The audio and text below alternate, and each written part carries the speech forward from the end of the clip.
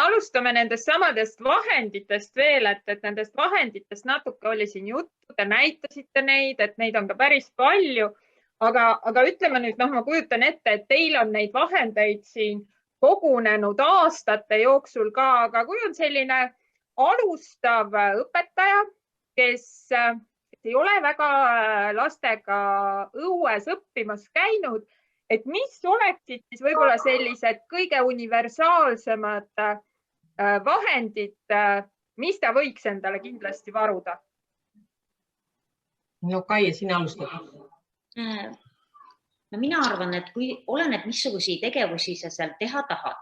Kui sa tahad seal kirjutada või lahendada mingeid ülesandeid, siis võiks olla sul mingi alus, mille peal lapsed kirjutada saavad.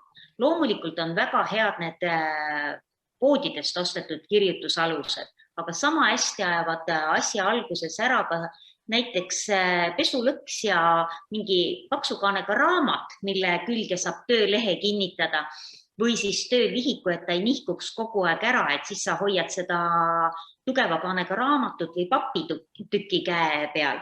Ja need istumisalused iseenesest ka, kui kool muretseb, siis need on aegade ülesed, et võtad need plastikust istumisalused kaasa ja sul on laud olemas, kus peal laps oma tööd teeb.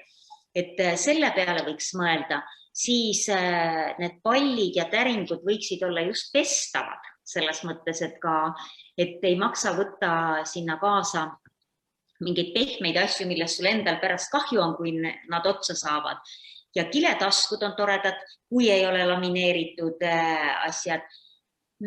Ja tegelikult spordivahendid, et mingisugused need koonused ja asjad, et millega sa saad asju markeerida või vahemaid markeerida, mingid tugevamat nööri, et ega väga palju asju ei olegi vaja minu meelest, et see niimoodi jooksvalt, et tõesti kasutatud topsid või jogurti topsid, et kõiki neid saab kasutada. No mina võib-olla ütleks juurde, et tegelikult need samad, mis liikumislabor on andnud, need numbri ja tähekaardid, et mina olin siis see üks õnnelikest, kes esimese lennuga nagu tuletiibadesse sai, et meie nad vist nagu ei olnud niimoodi kiletatud, aga ma selle komplekti kiletasin veel ära, iga tähe eraldi ja mul on tunne, et nad on nüüd mul eluaegsed, et selles suhtes ma võin neid tõesti täiesti julgelt panna ka porilombi kõrvale, päris porilompi muidugi ei pane, et see annab hästi palju juurde. Ja siis tegelikult on olemas selline võimalus, et rääkida koolis on ju olemas tööõpetuse õpetaja, poiste oma ja sellised lihtsalt vineeritükid ja büroo maailmas on sellised armsad klõpsud, teate need mustad, millega saab kinni panna ja võtame ühe komplekti, see üks komplekt, olge ausad, on mingi 4-5 eurot ja selle eest ma saan tervele klassile panna sinna vineeritüki külge, et nad on sellised hästi lihtsad ja käepärased vahendid võivad olla ja muidugi tegelikult kui nüüd ka seda võimalust ei ole, siis iga lapse vanem on nõus, et see on minu lapse oma ja tal ongi niimoodi, üks õppevahend ongi nii, et mul on kogu aeg see alus olemas, eriti niimoodi, kui on teada, et õpetaja on selline, kes ei püsi püdeliski paigal ja kogu aeg välja tahab minna. Minu lapsevanemad näiteks ostsid niimoodi, et me ei räägi alusest, vaid meil oli esimeses klassis kokkulepe, et iga lapse vanem ostab lapsele pisikese termose. Pisikene termos, mis katki ei lähe, et kui iga kord, kui me läheme välja, meil on võimalik kuum tee kaasa võtta. Kokkulepe, mitte mingit probleemi ei ole. Ja samamoodi saab neid kirjutusalustega teha. Jaga. Oppi. Jaa, see termos võttis sõnatuks mu natukene. Aga jaa, need olid väga lahedad mõtted, et tegelikult ja tunduvad sellised ikkagi ise nagu ka tehtavad, et ei peagi olema selline üliuus ja fancy asi, et tegelikult sellised võimalused on ka. Aga ma natuke lähengi võib-olla siit üle selle juurde, et sa tegelikult, Kaja, korra tõid sisse ka, et lapsevanematega oli selline võib-olla kontakt ja kuidas teil üldse on kogemus lastevanematega selles osas, et kas kui te hakkate õue minema, kas te teavitate vanemaid kuidagi või kas te olete kuidagi teinud kokkuleppeid või et milline see selline suhtlus on, et eks me oleme ise ju ka ikkagi kuulnud, et lapsevanemad võib-olla mis mõttes õue või mis mõttes riided saavad mustaks ja mis tilu-lilu, et me ikka peame õppima ka, et mis me seal õues mängime ja sellised erinevad võib-olla kommentaarid ja mõtted vanemate poolt, et kuidas te nagu selliseid asju võib-olla ennetate või kuidas teil see osa siis tööst? No tegelikult on nüüd niimoodi, et tänapäeva lapsevanemad on õnneks suhteliselt teadlikud. Seda sai öeldud kohe, nagu ma rõhutan veel kord, et mul on ka esimene klass, et terve klass lapsevanemaid ma nägin, ma ei räägi 1. septembrist, augusti lõpul nägin kõiki korraga. Ja siis oligi niimoodi, et arvestage sellega, et me käime palju väljas, riietus peab olema selline, et meil saame minna igal hetkel ja me tõesti lähemegi niimoodi, et ma ei teavita lapsevanemaid küll, aga olen ma teinud selliseid üritusi, kus ma olen lapsevanemad kaasanud. Ütleme näiteks, et sellised koristuspäevad koolimaja ümbruses ja siis me tõesti võtamegi, mitte ainult meie ei lähe, ma teatan lapsevanematele, kellaaeg on selline, kui sa vähegi saad, tule ühine ja nad ühinevad. Et selles suhtes on hea, et lapsevanemad on nagu nõus tulema ja kaasa lööma, et ei ole nagu eriti sellist, et mis mõttega ja võtame siin sama vastlapäeval, ma tulin oma lastega, tulin muusikakoolist ja kuna me teadsime, et meil ei ole sel päeval kehalise tunnis kelkusid vaja, et me ei saa jätta lapsi ilma vastaliuta ja teate, me lasime täiesti ilma igasuguseta. Kooli juures oli väike küngas ja rõõmu kui palju ja ma saatsin selle video vanematele ja vanemad tegid ainult yes. Vähemalt siiani on mul vedanud selles suhtes. Ma ei tea, kuidas Kaie sul? Mina teen ka alati kokkulepped enne vanematega ära, et ma olen andnud teada, et me käime võimalikult palju õue vahetundides, nii palju kui tunniplaan võimaldab, et me käime õues õppimas ja et neil oleksid sellised riided kaasas. Seda tuleb aeg-ajalt meelde tuletada ja siis kirjadel jälle tuletada meelde, et kätte on jõudnud talv, sügis või mõni muu aastaaeg, et kindlad sallid on nagu hädavajalikud. Ja enamasti vanemad panevad neid korralikult riidesse. Lasteaedades on neil ju ööpäev ringselt, nad on väljas poriloigus, et õnneks neil on see kogemus, et lastel on sellised riided olemas ka ja suurt muret ei ole, et võib-olla kindad on olnud nagu kõige kreisim see, et need, et õues, kui sa oled tunnis, siis sul hakkavad käed külmetama, kui sa autost vupsad koolimaja poole või kui sa isegi lähed muusikakooli, et sul võib-olla tõmbad varruka sisse, aga koolis sa pead kätt kasutama ka. Õnneks meil on tohutus koguses maha jäetud kindaid, nii et enne seda ma kontrollin ja saadan nad kindaid kätte panema. Ma saan aru, et see on ikkagi teie poolt siis pigem nagu eelnevad ikkagi need kokkulepped, millest pärast tehtud, et see ei tule niimoodi täiesti üllatusena, et pigem on hakatud neid lapsevanemaid ka vaikselt harjutama selle õues käimise mõttega. Aga ma ikka küsin, et ma ei tea, mina olen väike Maarja, olen 1. klassi õpilane ja mul ei olegi kindaid ja mul ei ole mütsi ka, et mis siis nagu saab, et kas ma pean siis jääma sinna klassi või ma ei tea. Leiame. Kadunud asjade hulgas on tohutult kindaid, et kinnaste muret ei ole. Kindaid on meil mitme kooli jagu siin. Kas see on ka, ma mõtlen, et kas see on üks koht, kus võib-olla kool saab teha ka koostööd laste vanematega, et minul oleks küll siit kodust väikseks jäänud mütse, kindaid. Neid ei ole vaja, neid on meil. Neid jääb kooli.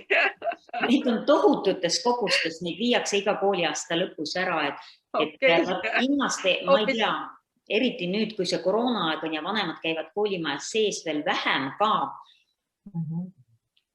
Et hoopis teistpidine probleem on. Ma saan aru, et siin on kommentaariks tulnud veel, et aga iga laps ei ole neid võõraid asju nõus nagu selga ega pähe panema, mis on ka õige on ju, et ise ka naljalt ei pane. Mina ütlen selle peale, et mul on ka olnud selline laps ja siis ma ütlengi, et nii kurb, kui see ka on, aga sellisel juhul sa jääd sisse ja ma annan talle eraldi töö ja uskuge mitte teist korda see laps enam asju maha ei jätta. Ikka läbi kogemuse õpitakse, on ju? Ja, et see on õige, me ei saa sundida, kui ta ei ole nõus. Siis jah, et on tal variant, et kas ta paneb selle või ta läheb klassi ja ta teeb midagi muud senikaua, kuni meie uuesti sullame. No minul nagu muud pole olnud, et mul on ainult kinda küsimus olnud päevakorral, et no minul on see probleem, et mul tulevad mõned noorhärrad, kellel ei ole salli kaasas ja pall ja kõriga ma ka välja ei luba. Ja võib-olla mõtlen Kaja ja Kaie, teie tegelete väikestega, eks nemad pigem unustavad maha, kui lihtsalt nagu selles mõttes ei pane, et pigem on võib-olla see teise, kolmanda kooliaste teema, kus on tegelikult ilmselt palju suurem see mure, et isegi palumise peale nad ei pane. Aga muidugi see ka aitab, et kui ta siis tuleb oma teksapükstega, mul on meeles üks 4. klassi neiu ja tuli talvisele õppekäigule tol korral, mitte õue õppima, vaid õppekäigule, sest maha ta ju jääda ei tahtnud. No tal oli külm, haigeks ta ka ei jäänud, et selles mõttes, aga küllap ta siis õppis sellest, et pani teinekord püksid jalga. Elu õpetab. Aga mul on hea meel, et ilma kinnasteta väike Maarja võib-olla saab ikkagi ka... Õpetajal on ka varukindad. Süda on rahul, väga hea. Aga siit tuli tegelikult üks küsimus meie osalejatelt ka ja see on natukene teisel teemal. Et kas olete kasutanud siis õues õppes mingisuguseid pallimänge ja kui olete, et mida ja millised on võib-olla olnud siis sellised laste lemmikud? Näiteks eesti keele, matemaatika või loodusõpetuse teemal. Kõige lihtsam pallimäng on loomulikult see, mida paljud õpetajad kasutavad ükskõik mis teemal, et sa võtad lapsed ringi ja sa viskad talle näiteks sõnaga palli ja tema ütleb sulle, kas see on nimisõna või omadussõna.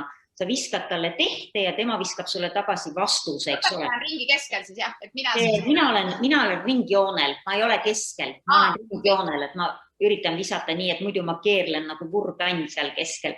Et see on nagu tülikas. Siis teiseks ma olen pannud lapsi vahel niimoodi rivisse näoga vastamisi, siis nad viskavad üks ühele seda tehet või pallikest ja saavad minu käest, mina näiteks ütlen seal ees ülesande ja see, kelle käes on pall, see ütleb mulle vastus, et ükskõik, kas ta on siis eesti keelest või sa ütled rändlind, tema ütleb rändlinnu, ütled paigalind, tema ütleb paigalinnu, ütled okaspuu, ta ütleb okaspuu, ütled puuvili, ütleb puuvilja, et iga teemaga on põhimõtteliselt ingliskeelsete sõnadega samamoodi.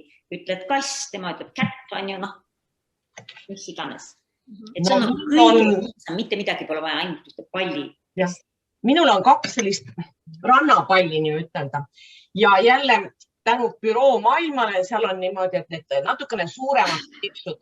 Et mina olen pannud need suuremad kleepsud peale ja mul on matemaatikapall ja eesti keele pall. Eesti keeles on igal pool tähed. No terve see pall on tähti täis kleepitud ja matemaatikas on siis numbrid.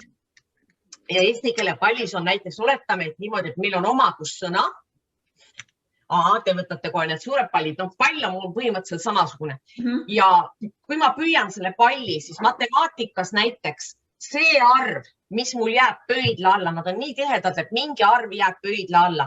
Ja kui ta jääb pöidla alla, siis kuhu suunas see pöial näitab selle arvu ja selle arvu, mis on teise pöidla all, vastavad sellele siis, haaran palli kinni, kas ma pean need arvud liitma, ma pean suuremast väiksema lahutama või vastupidi, ma pean korrutama neid arvusid. Et täpselt nii, nagu ma selle palli saan, nagu kui keegi mulle viskab, ma ei tea, mis mul tuleb.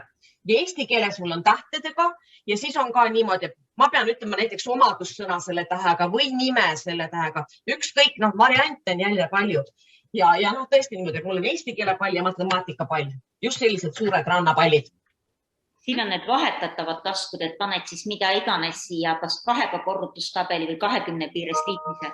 Aga mädamuna on väga hea mäng, et kui sul on sellised teemad, mida lapsed just kordamise mõttes, et ta viskab õhku lapsülesande 2x2 ja lapse nime ja kes siis saab, et mädamunaga ta saab mängida seda või sa viskad õhku sõna liigi tegu sõna ja laps, kelle nimi öeldakse, peab selle kinni püüdma, et samal põhimõttel nagu mädamuna on. Selline lihtne õues mängitav mäng, ruumi on vaja palju. Seda toas väga ei mängi. Jaa, aitäh. Reelika, äkki sa korra räägid, et kuidas kuidas need taskud sinna palli külge siis ikkagi saavad? Jah, tegemist on siis õpilaspileti taskutega, vana hea õpilaspilet, vanasti olid need sellised paberist, kippusid märjaks minema ja lagunema. Kõik teavad, kes on Vene ajal elanud. Aga tänapäeval on sellist plastikust, nii et ma ei tea, kas neid õpilaspileti taskuid üldse enam nagu müüakse küll, see on kindel. Et meie ostsime 105 neid mingil hetkel ja kleepisime neid pallide külge. Rannapalle ostsime ka talvisel ajal vist suht sellisel, vist ei ostnud sügisesel ajal. Ja sinna rannapalli külge saab jah, kahepoolse teibiga väga edukalt neid kinnitada, et see teip võiks olla selline natukene tugevam kui selline võib-olla päris kirjutustarvete poes müüdav, et ehituspoodides näiteks on hästi tugevaid kahepoolseid teipe ja on ka soodsama hinnaga kui kirjatarvete poes.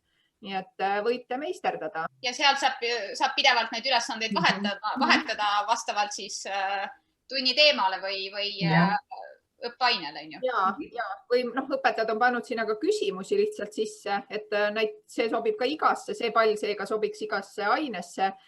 Loodusõpetuses lugemispala kohta. Just, et ta saab esitada siis ise küsimuse selle küsisõnaga selle teema kohta, mis siis parasjagu käsil on ja järgmine laps, kes püüab, see saab vastata.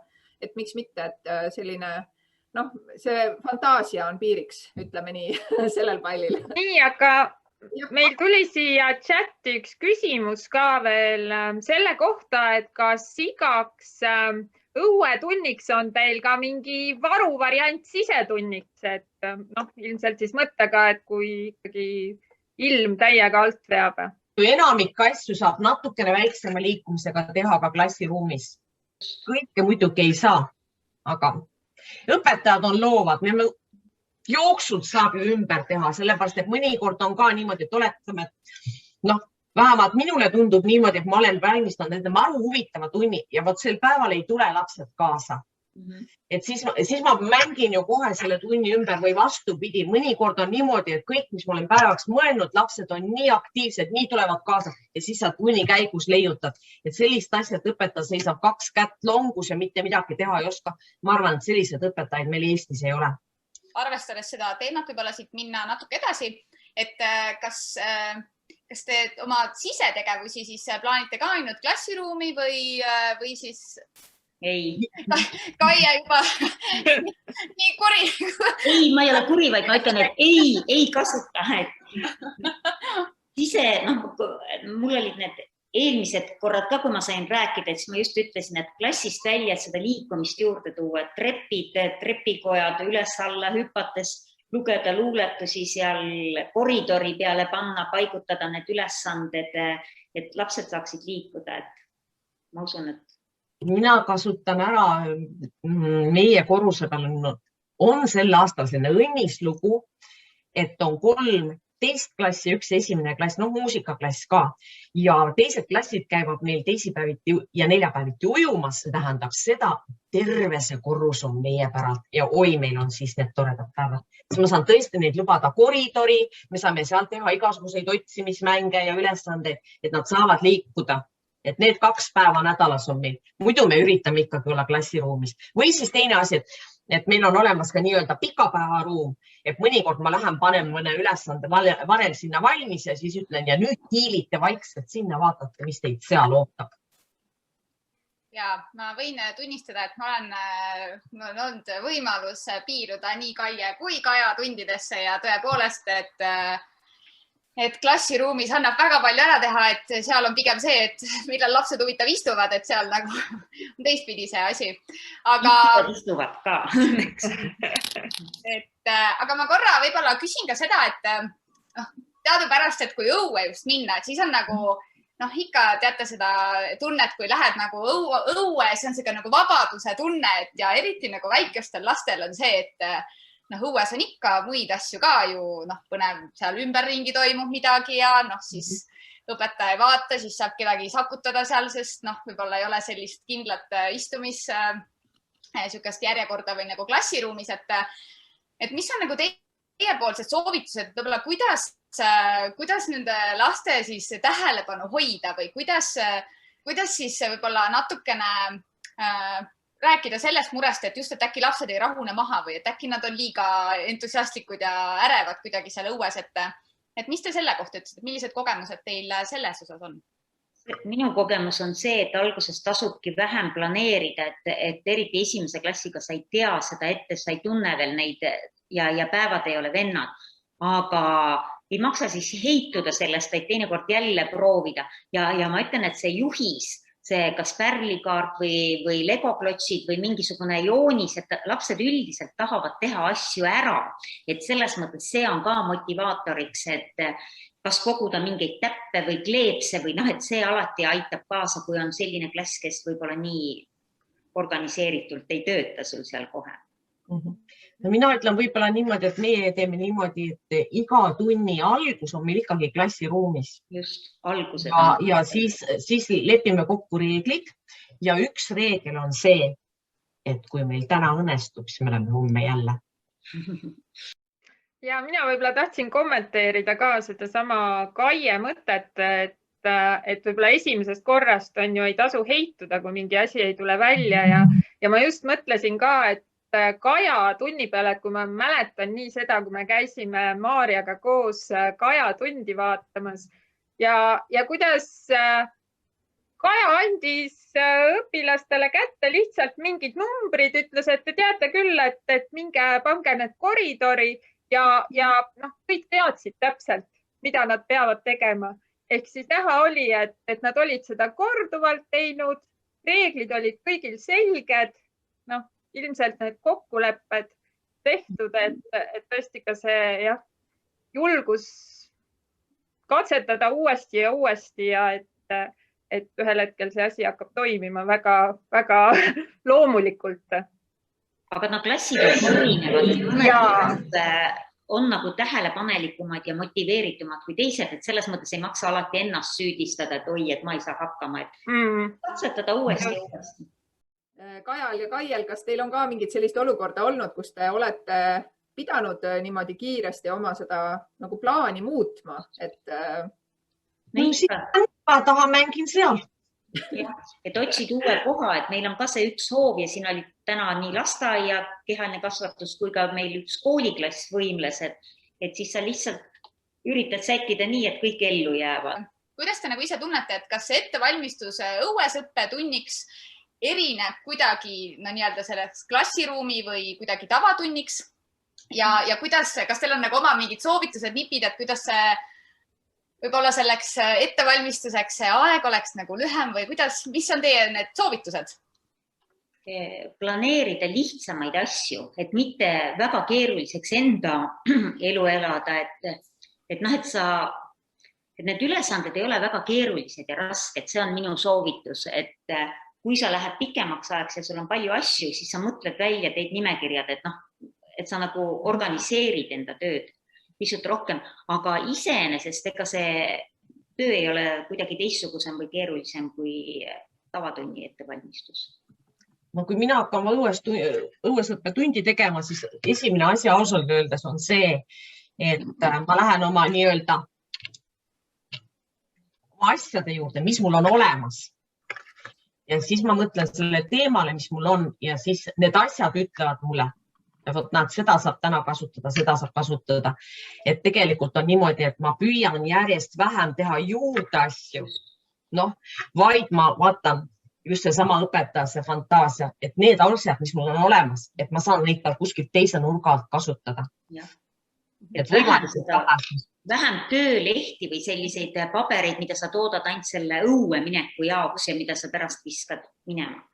Aga siin on ikkagi, mulle jäi nagu natuke kõlama ka see, et siin on ikkagi nipp, et kui sa ühe korra mingid asjad, need lepatriinud näiteks, mida sa näitasid.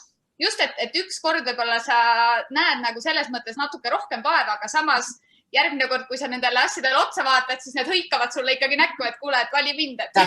Ja kusjuures lastele nad meeldivad, et tõepoolest on niimoodi, et see punane värv juba, et need rohu sees, nad lähevad hasarti tõesti neid korjates ja otsides ja iga kord ju tegelikult, kuigi ta teab, see lepatriinu mäng on talle tuttav, aga iga kord ta saab sealt mingi uue sõnumi.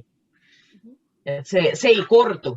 minu jaoks ta on niimoodi, et ma teen jälle uue salakirja valmis nende lepatriinudega, need on mul kõik endal sisse skännitud, et ma teen ruttu uueni, ma ei hakka neid uuesti joonistama, vaid tõesti teen kohe niimoodi.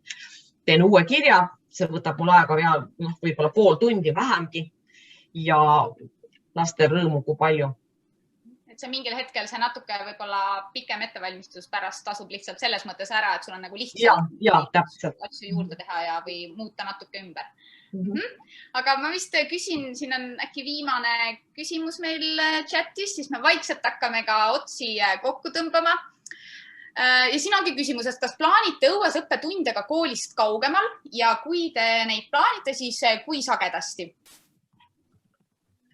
Väga sagedasti mitte, aga mina käin oma lastega iga nädal muusikakoolis ja me oleme seal ümbruses. Seal on tegelikult Annelinna raamatukogu, et see on päris tore koht, siis on seal mägi. Ja ma küsin kiiresti vahele, et kuna kõik võib-olla ei ole tartasid, et kui kaugel see umbes see muusikakool? No me läheme sinna kuskil üks jalutades lahdikult 10-15 minutit. Ja sealt ja siis me oleme ka teinud niimoodi, et tõesti mitte selle klassi, vaid eelmise klassiga tegime niimoodi, sest meil on praegu ju palju jäänud ära jäänud. Aga siis on niimoodi, et ma olen pannud sellel ajal, kui lapsed seal pilli mängivad, olen ma pannud sinna ümbrusesse asjad välja. Ja siis olen niimoodi, et proovisin ka sellist varianti, et nad pidid tulema tagasi väikestes gruppides, aga igal grupil olid mingid ülesanded tee peale ära peidetud, et see oli ka põnev selles suhtes, et niimoodi pidi ta siis koolima ja tulema. Mina jalutasin kõige taga ja lihtsalt jälgisin, kas kõik grupid oma ülesanded üles leidsid ja täitsid. Lõpetuseks Maarja teeb meile veel ühe sellise väikese liikumispausi, millega siis mõnusalt edasi oma järgmiste toimetuste juurde minna. Palun sulle tõusta püsti. See on selline harjutus, et teie siis hakkate tegema liigutusi väikse hilinemisega. Ehk siis mina näitan ette ühe tegevuse ja hakkan seda siin vaikselt tegema. Siis ma järsku valin mingi teise tegevuse ja teie alustate selle tegevusega, mis oli minu eelmine tegevus. Ehk siis hästi segane, aga me hakkame vaikselt tegema.